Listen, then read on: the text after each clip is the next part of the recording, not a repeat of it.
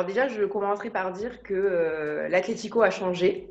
Alors, ce n'est pas une révolution, mais c'est une évolution. Et si l'on cherche un homme qui peut incarner cette évolution-là, c'est Nelson Vivas, qui est donc le nouvel adjoint de Diego Simeone.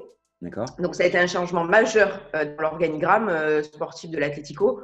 Le départ donc de l'adjoint historique German Burgos, dont le souhait était de devenir entraîneur principal. Pour l'instant, il n'a pas trouvé de club. Il a été sur la shortlist de certains clubs, dont Saragosse. Mais pour D'accord. l'instant, il est toujours à la recherche de son premier défi en tant qu'entraîneur principal. Et donc, Diego Simeone s'est tourné vers un autre de ses proches et donc Nelson Vivas, qui était déjà son coach adjoint à Estudiantes en 2006. Et qui aurait pu d'ailleurs être son adjoint à la place de Burgos, mais Nelson Vivas n'a pas pu pour des raisons personnelles. D'ailleurs, on a écrit carrément sur Furia Liga un papier sur Nelson Vivas. C'est D'accord. Julien qui l'a fait et il est très intéressant. Je vous conseille d'aller le lire. Super. Et donc voilà, donc Nelson Vivas, il est arrivé. Il est d'un côté assez ressemblant à Burgos, c'est-à-dire dans la passion, dans le style assez sanguin. Ouais. Là, pour le coup, ça n'a pas trop changé. Mais pour ce qui est du jeu, on est quand même différent dans le style. Il est quand même assez obsessionnel, méthodique. Il veut pratiquer un football, on peut dire, différent de celui pratiqué par Simeone depuis quelques années, un football porté vers l'avant. D'accord. Il pourrait, et il est, semble-t-il, le déclic de la mise à l'écart du fameux 4-4-2 du Cholismo. Voilà, Ouais. donc cette saison, on a un Atlético qui ne joue plus toujours en 4-4-2. Alors hier soir, ils ont joué en 4-4-2, mais on a un Atlético qui peut jouer en 3-5-2, qui est une équipe finalement plus offensive, avec des latéraux. Donc on a Yannick Carrasco d'un côté avec Hermoso, Mhm. euh, et Marcos Llorente de l'autre et Trippier qui ont un couloir pour eux. Et ça fait une animation totalement différente de ce qu'on peut voir avec le 4-4-2. Et ça, c'est un changement majeur parce que Diego Simeone, on pensait, ne changerait jamais son schéma. Certains pourraient dire qu'il n'y a pas énormément de changements, en tout cas sur le terrain. Le match d'hier, par exemple, a été assez critiqué parce qu'on a eu un Atlético avec peu de possession en deuxième mi-temps. Mais finalement, l'Atlético menait déjà 1-0. Séville n'était pas du tout dangereux.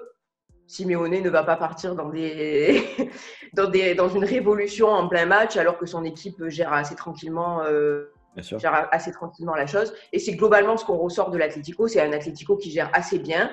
Il y a eu des très bons matchs. Il y a eu des matchs un peu moins intéressants, mais c'est le cas de tout le monde. Il y a une baisse aussi au niveau, là dernièrement, une baisse du niveau individuel. Il y a de la fatigue. Bien sûr. Il y a une blessure. La blessure de José María Jiménez a été très préjudiciable pour l'Atlético, c'est le premier relanceur de l'équipe, c'est le leader défensif et c'est le premier relanceur de l'équipe.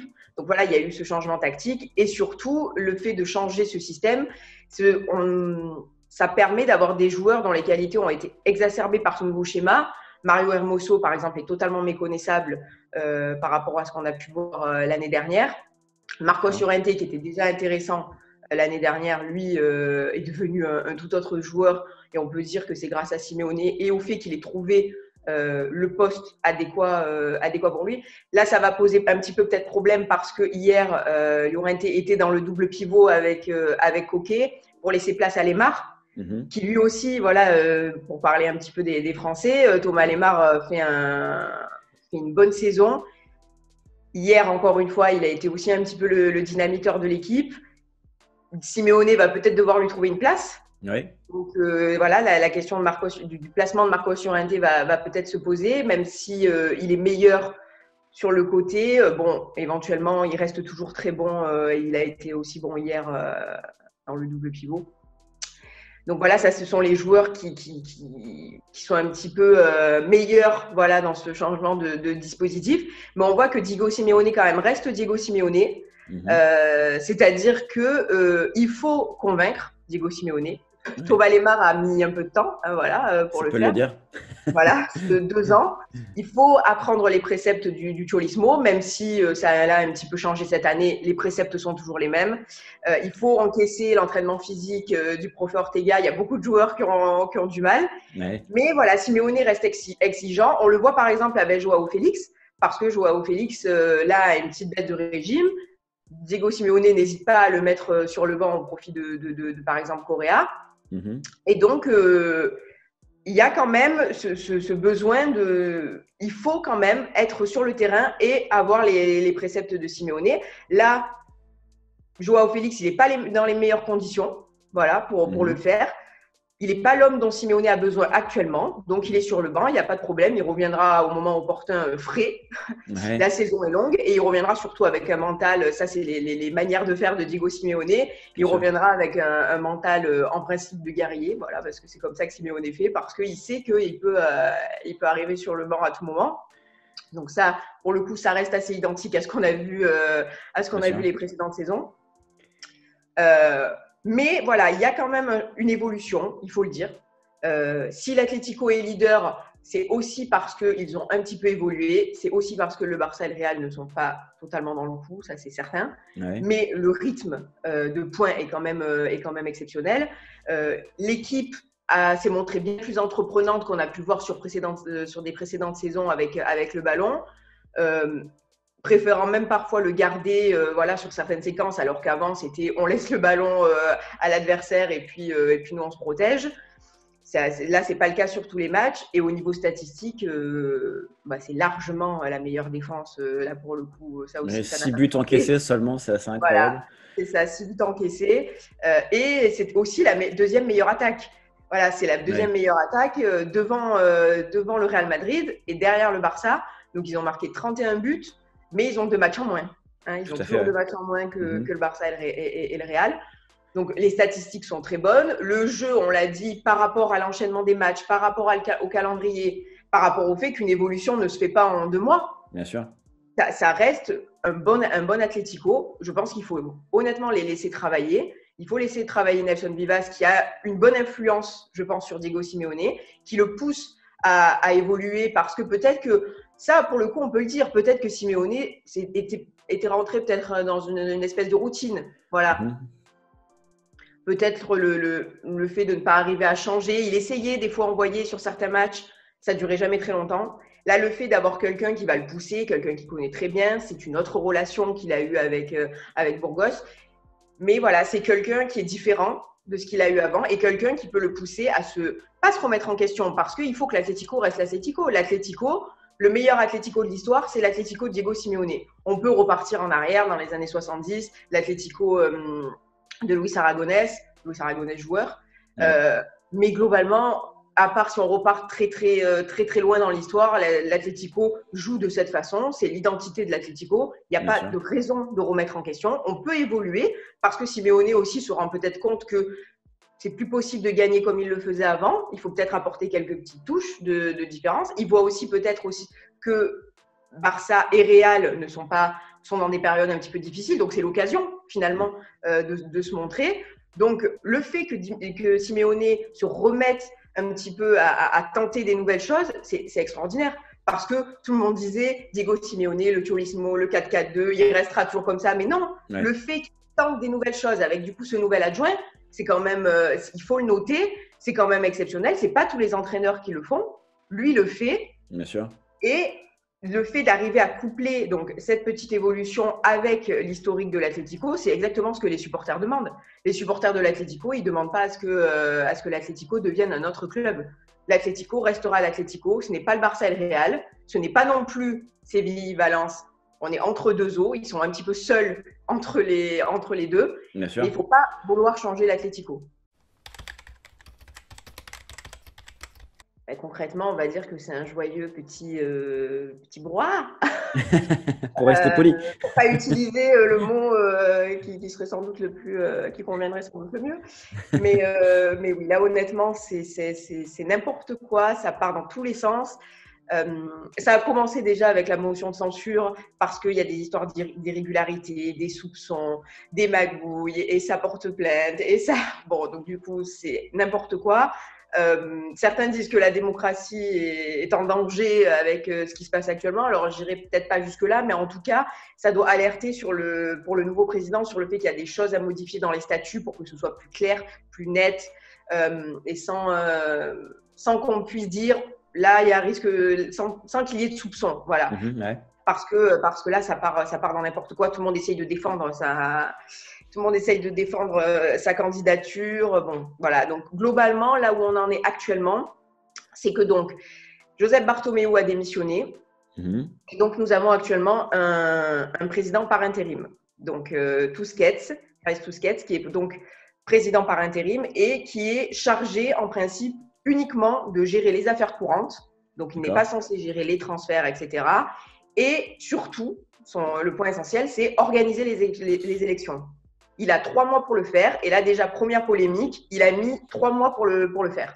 C'est-à-dire, ça aurait pu être fait rapidement. Lui a pris le maximum de temps possible, ce qui déjà a un petit peu surpris parce que la situation économique est compliquée, la situation sportive est compliquée, il faut quand même des transferts, ou en tout cas essayer de vendre, ou essayer d'acheter. Mais lui est là, tranquillement, dans son fauteuil. Alors, on a l'impression qu'il essaye de savourer sa place de président, même s'il l'a déjà été, président par intérim. Mais voilà, on dirait qu'il essaye de savourer, il ne veut pas lâcher. Peinard. Étant un petit peu un proche de Joseph Bartomeu, c'est vrai que là aussi, du coup, on se pose des questions. Est-ce que Joseph Bartomeu est là en anguille derrière pour lui expliquer, peut-être pour essayer de régler des problèmes, pour ne pas être inquiété par la suite? Voilà, donc ça, forcément aussi, la question est posée. Donc, résultat des courses, il a mis le temps maximum pour organiser les élections. Et là, la probabilité d'un report devient de plus en plus réelle, malgré le fait que les statuts ne l'autorisent pas dans le club. Mais si la Generalitat de Catalunya le demande, pour des raisons sanitaires, bien entendu qu'il faudra le faire. Là, il semblerait, selon les dernières informations, qu'on se dirige vers ça. Voilà, qu'on se dirige vers un report. C'est une décision qui va faire beaucoup parler et qui est déjà contestée par des précandidats d'ailleurs et par des socios parce que la situation au Barça nécessite un vrai président. Carles Tusquets a dit lui-même qu'il recevait des factures qu'il ne payait même pas. Il laisse ça sur un côté pour le nouveau président. Allez, hop, sur la pile. Voilà, ce sont des choses qui s'accumulent, qu'il va falloir encore gérer en plus de tout ce qu'il y a déjà à gérer pour le nouveau président. Donc ça, c'est assez perturbant pour le futur du Barça. Et en plus, le président par intérim se permet, entre guillemets, de gérer des affaires qu'il ne devrait pas gérer. On l'a vu là avec le prêt de Carles Alenia qui est parti à Retafe. Ce sont des choses qu'il n'est pas censé gérer. Il prend beaucoup de liberté dans ses missions, ça inquiète. Il a sorti des déclarations sur Léo Messi notamment qui ont aussi beaucoup fait parler. Globalement, on peut s'inquiéter de se dire que ce monsieur va rester encore quelques mois à la tête du Barça. C'est plutôt inquiétant pour le club. Et donc là où on en est actuellement, c'est que donc il y a eu 9 précandidats qui voulaient se présenter donc pour être président du Barça. Il y a un premier cap à passer, c'est-à-dire obtenir des signatures, des parrainages de soutien de la part des socios. Il faut en obtenir 2257. Et là, à l'heure actuelle, donc ils sont 4 à avoir obtenu les signatures. Donc on a Joan Laporta qui en a obtenu plus de 10 000. Et donc qui est clairement le favori. On a Victor Ponte qui en a obtenu 4710, Tony Freccia 2821 et Émilie Rousseau 2510. Il y a une petite interrogation sur Émilie Rousseau parce qu'en général, il y a à peu près 10% de signatures invalides. Donc pour lui, ça va se jouer à pas grand-chose pour avoir les 2257. On aura la réponse définitive jeudi. Ça devrait passer, mais ce n'est pas sûr. Donc ils seront 3 ou 4. Certains veulent le report des élections. Certains non. Joan Laporta ne veut pas de report. Il sait qu'il est le favori. Fonte est un petit peu entre les deux, par exemple. Voilà. Émilie Rousseau, lui, veut qu'on décale. Donc là aussi, il faut être honnête. Le fait de vouloir que les élections se tiennent ou le fait de vouloir qu'elles soient déplacées, c'est aussi pour leur ambition personnelle, pour avoir plus de temps. Joan Laporta, lui, il ne veut pas de temps parce qu'il sait qu'à l'instant T, il est favori. Victor Fonte se situe un peu entre les deux parce que s'il demande clairement un report, ça va à l'encontre du discours qu'il a tenu avant. Et Émilie Rousseau, lui, bien sûr, il veut un peu plus de temps. Lui, il a un programme assez qui a beaucoup buzzé. Le retour de Neymar, Mbappé, Haaland. Voilà, lui, il a ramené beaucoup de monde. Alors justement, sur les 4 pressentis à la course, est-ce que tu peux vraiment en une phrase nous résumer chacun la particularité de leur programme? Alors, Johan Laporta, concrètement, il vient en étant surtout Johan Laporta. Voilà, c'est déjà pas mal. Voilà. Après, ça ne veut pas dire qu'il vient les mains dans les poches, pas du tout. Mais j'ai envie de dire qu'il n'a même pas besoin de trop forcer, dans le sens où c'est un président qui arrive ici au Barça. C'est quelqu'un qui sait qui a su déjà remettre le club sur des bonnes rails. Il est arrivé lui aussi il y a quelques années en arrière dans une situation économique qui était compliquée, donc il sait comment faire. Ouais. Ça parle pour lui. Il n'a même pas besoin d'en dire plus. Voilà. Lui, finalement, on a eu un Laporta assez mesuré. Il n'est pas parti dans des grandes promesses. Il a dit qu'il ferait confiance à Koeman. Il a dit qu'il parlerait à Messi. Il n'a pas promis voilà. Donc, on a un Laporta qui arrive surtout en disant j'ai le bagage, je sais comment faire. Les socios sont inquiets. Et moi, j'ai l'expérience pour pouvoir remettre, et vous le savez, pour pouvoir remettre le club sur des bons rails. Donc, voilà, on a eu un Laporta qui a été plutôt calme. Voilà, qui a été, voilà. Pour ce qui est de Victor Font, c'est quelqu'un qui s'est déclaré il y a très longtemps. Moi, je l'ai interviewé pour faire la Ligue 1 en décembre dernier, donc pas le mois dernier, décembre. Voilà, donc il s'est déclaré très rapidement. Il a eu raison, voilà, parce qu'il a été sur le devant de la scène tout seul pendant plusieurs mois. Donc ça a été un avantage pour lui. Victor Font, forcément, il arrive aussi avec l'étiquette d'un candidat, même s'il a eu quelques liens avec le club. Il n'arrive pas il est un petit peu quand même détaché de Laporta, Rosell, Bartomeu, un petit peu les clans. Voilà, il est un petit peu détaché de ça. Ça, c'est un avantage pour lui. Et son programme, il est basé sur un retour à l'ADN Barça, comme beaucoup, et avoir délégué le plus possible. C'est-à-dire, il veut placer les bonnes personnes aux bons endroits et à des endroits stratégiques. Donc, c'est pour ça qu'il parle beaucoup de Xavi, parce qu'il considère que c'est la personne la plus à même de remettre le club sportivement, en tout cas, sur les rails, au niveau de l'équipe A, mais aussi au niveau des jeunes. Donc, il parle beaucoup de Xavi, effectivement, ce qui peut un petit peu déranger, mais globalement c'est normal. Parce que son programme n'est pas axé sur Xavi, mais sur le fait de ce que pourrait amener Xavi. Ça peut être Xavi comme ça peut être quelqu'un d'autre. Mais en l'occurrence, voilà, lui, il est dans ce modèle de vouloir déléguer et mettre des personnes qui sont compétentes à leur poste, ce qu'on n'a pas du tout eu José Bartomeu. Voilà, où José Bartomeu avait plusieurs casquettes, il gérait le sportif, il était président, il était vice-président. C'était pas possible. D'accord. Voilà, Tony Freccia, lui, c'est le candidat c'est pas un candidat de la continuité, mais il était quand même assez, pas proche, mais il n'a pas été critique en fait envers José Bartomeu. Voilà, c'est quelqu'un qui est resté très mesuré. Lui, certains vont vous dire voilà qu'il est candidat de la continuité, c'est-à-dire il est sur la même lignée que voilà, lui il s'en défend forcément. Il sait que s'il est étiqueté candidat de la continuité, il a peu de chances d'être élu, mais il a quand même eu les soutiens nécessaires parce que il a le soutien de beaucoup de sociaux. Il a aussi le soutien de la Grada Animation au Barça, donc la partie du stade qui s'occupe de l'ambiance, etc. Donc, il a eu le soutien de ces socios-là. Donc voilà, Tony Freccia, voilà, c'est quelqu'un de mesuré. Et ça, c'est un avantage. Il n'est pas dans la critique. Il n'est pas parti dans des grandes envolées lyriques contre les anciens présidents. Ça, c'est quelque chose qui plaît toujours, le fait d'être aux socios qui sont peut-être aussi plus âgés. Voilà, il est mesuré. Il n'est pas…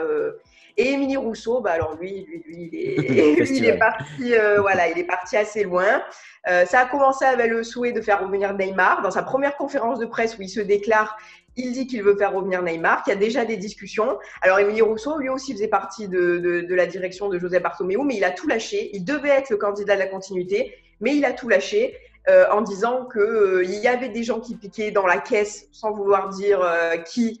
Ouais. Il est parti un petit peu dans un coup de théâtre. Moi, je pense personnellement qu'il savait qu'il avait très peu de chance en tant que candidat de la continuité. Et donc, il a tenté un petit peu ce coup de bluff en partant comme ça et en se plaçant un petit peu comme le révolutionnaire. Voilà, je pars alors que j'avais une bonne place.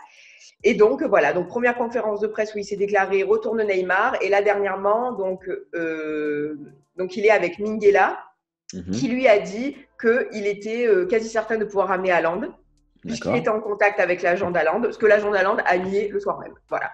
Okay. Il a dit qu'il n'était pas en contact avec lui. Donc, voilà. Et donc, il y a aussi des conversations visiblement avec Kylian Mbappé. Là, honnêtement, on est dans le… Ok, le folklore. On est vraiment dans la promesse électorale sans rien derrière. La saison du Real, c'est une saison qui, globalement, ressemble à toutes les saisons, à peu près toutes les saisons du Real de Zidane. Voilà, on reste sur un contenu assez identique par rapport à la saison dernière, assez identique à ce qu'on a pu avoir sur la dernière avant-saison de Zinedine Zidane avant son départ. Pour parler de Karim Benzema, avant de passer au reste, Karim Benzema, donc, comme ces dernières années, est l'un des leaders, voilà, si ce n'est le leader offensif du Real Madrid. Si on parle purement statistique, voilà, donc là, c'est 8 buts, 5 passes décisives en 16 matchs de championnat, sachant que le Real Madrid a marqué 30 buts. Voilà, c'est quand même un bon ratio. Bien sûr. Les stats en elles-mêmes, elles sont très bonnes. C'est un but toutes les 151 minutes, toutes compétitions confondues. Donc, les statistiques sont bonnes sans être exceptionnelles, mais Karim Benzema, il a cette capacité à être là quand il faut.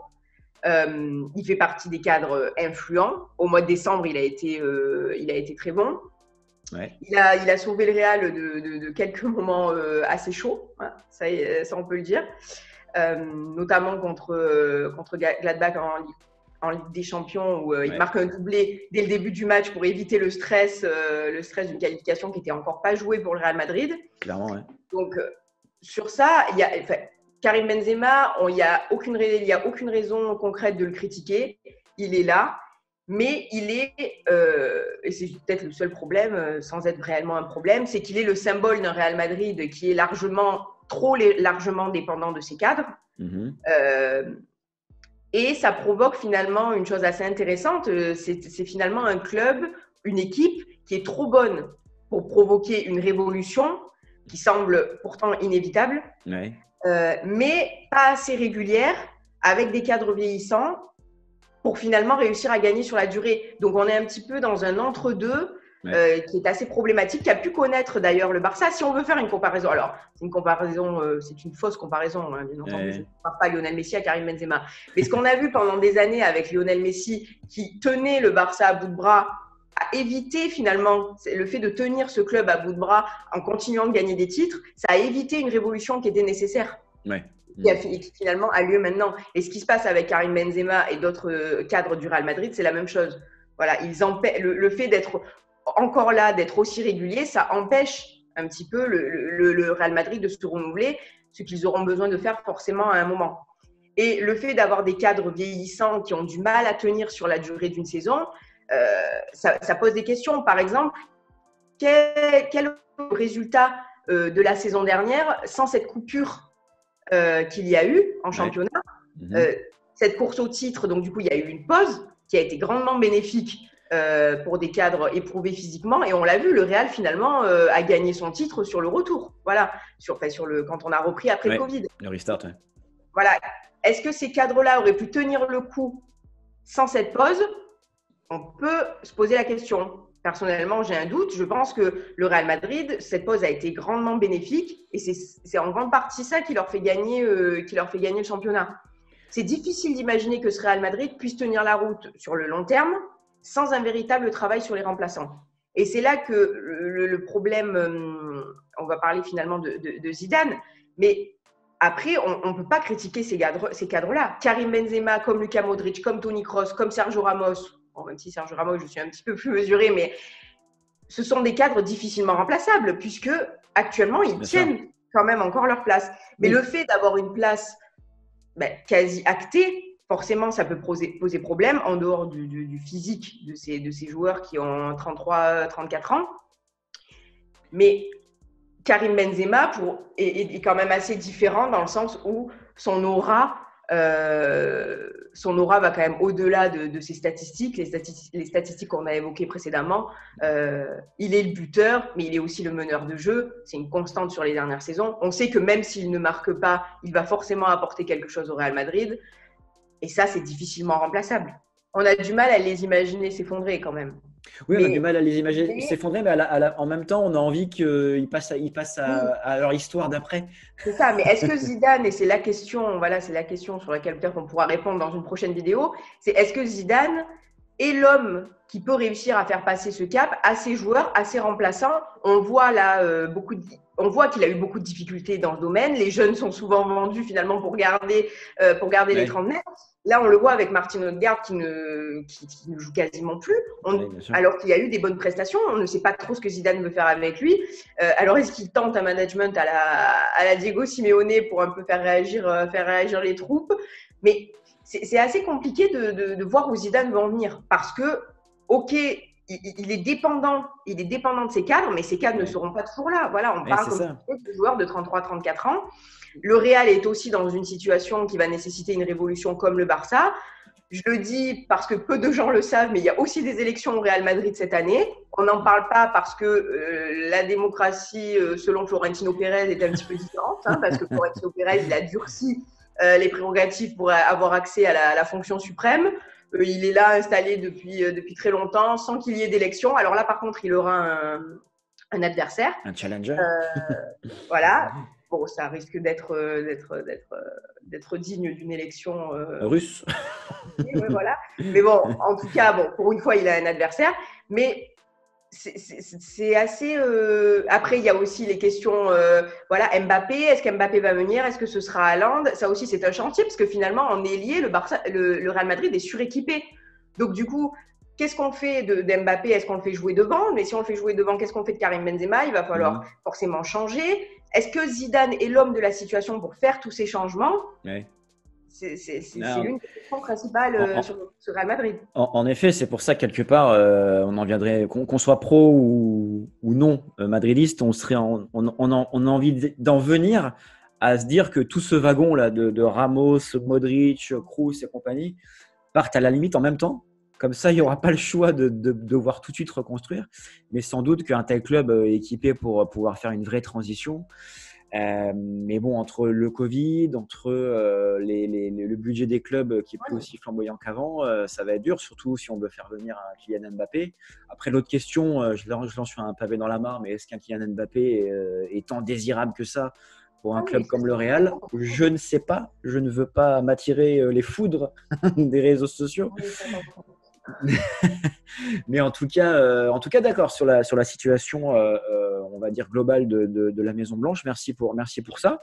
Écoute, c'était très clair. On a pu balayer 3 sujets principaux. Merci une nouvelle fois Furia Liga et je vous dis à très vite. Ciao. Ciao.